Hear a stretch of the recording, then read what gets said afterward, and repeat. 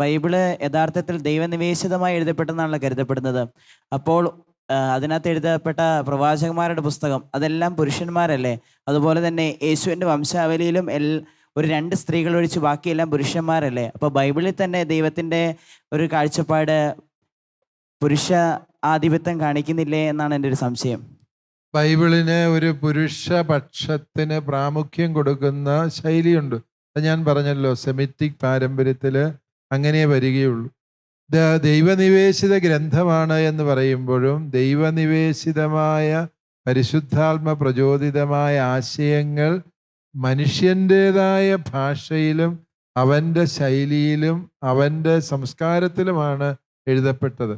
അതുകൊണ്ട് ദൈവനിവേശിതമാകുമ്പോൾ തന്നെ ആ സംസ്കാരത്തിൻ്റെയും ഭാഷയുടെയും പരിമിതികൾ വിശുദ്ധ ഗ്രന്ഥത്തിനുണ്ട് എന്നുള്ളത് തന്നെ നമ്മൾ തിരിച്ചറിയണം.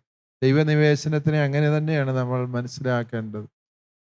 അതേസമയം ഇവിടെ നമ്മൾ മനസ്സിലാക്കേണ്ടത്, സ്ത്രീകൾക്ക് ബൈബിള് പ്രാധാന്യം കൊടുത്തിട്ടില്ലേ? നിങ്ങൾ ചിന്തിച്ച് നോക്കുക. അതീവ ധീരരായ വനിതകളുടെ കഥ ബൈബിളിൽ പറയുന്നു. ഇസ്രായേൽ ജനം പകച്ചു നിന്ന വേളയിൽ ഒരു പ്രതിരോധത്തിലായവർ, മുമ്പോട്ട് പോകാൻ ഒരു വഴിയില്ലാത്തപ്പോൾ ശക്തരായ 2 സ്ത്രീകൾ വരുന്നുണ്ട്, എസ്തേർ, യൂദിത്ത്, അല്ലേ? അവരുടെ നേതൃത്വം എത്രയോ അത്ഭുതാവഹമാണ്.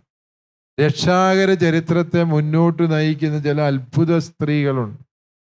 അബ്രാഹത്തിന്റെ ഭാര്യ സാറ, ഇസഹാക്കിന്റെ ഭാര്യ റബേക്ക, യാക്കോബിന്റെ ഭാര്യ റാഹേല്, ഇവരൊക്കെയും ഈ രക്ഷാകര ചരിത്രത്തിന്റെ മാതൃസ്ഥാനം വഹിക്കുന്നവരാണ്. ബൈബിളിൽ മനുഷ്യകുലത്തിലെ ഏറ്റവും മഹനീയമായ സ്ഥാനം ആർക്കാണ് നൽകിയിരിക്കുന്നത്? ഒരു സ്ത്രീക്കാണ്. ഏത് സ്ത്രീയാ അത്? പരിശുദ്ധ കന്യകാ മാതാവ്. അവളെ വിളിക്കുന്ന എന്താണ്? ദൈവമാതാവ് എന്നാണ്. ദൈവപിതാവ് എന്ന് പറഞ്ഞാൽ സ്വർഗത്തിലെ പിതാവായ ദൈവം മാത്രമേ ഉള്ളൂ. അതേസമയം ദൈവമാതാവ് എന്ന സ്ഥാനം നൽകിയിരിക്കുന്ന ആർക്കാണ്? ഭൂമിയിൽ നമ്മളെപ്പോലെ ജീവിച്ച ഒരു സ്ത്രീക്കാണ്.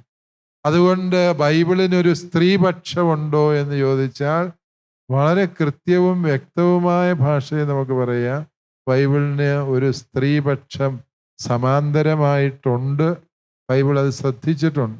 പക്ഷേ ഈ പുരുഷാധിപത്യ സംസ്കാരത്തിൽ ദൈവീക വെളിപാടിലെ ഈ സ്ത്രീപക്ഷം പലപ്പോഴും തമസ്കരിക്കപ്പെട്ടു പോയി എന്നുള്ളത് ഒരു വസ്തുതയാണ്.